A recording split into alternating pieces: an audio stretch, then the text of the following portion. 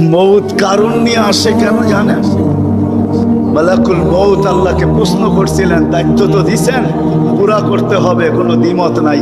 কিন্তু মনে ভাবে মানুষ সারাদিন আমার নামের চর্চা করবে, খালি বলবে এই লোকটার কোনো কাজ নাই, শুধু সারাদিন গাজীপুরে ঘুরতে থাকে, যাকে মনে চায় তাকে উঠে নিতে থাকে, সারাদিন আমার আলোচনা করবে, মানুষের মুখে মুখে থাকবে। তো আল্লাহ প্রতি উত্তরে বলছিলেন, সাহাজালুল মৌতি সাবাবা, আমরা মৃত্যুর কারণ বানায় দিব। ইয়াযকুরু সাবাব ওয়া ইয়ানসা, মানুষ কারণ নিয়ে আলোচনা করবে, তোমার নাম ভুলেও নিবে না।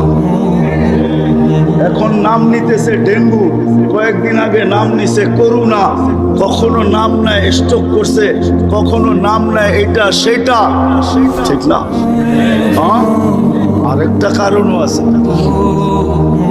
শুধু নবীজির দিকে তাকাইয়া এই উম্মতের জন্য আল্লাহ এটা করছেন।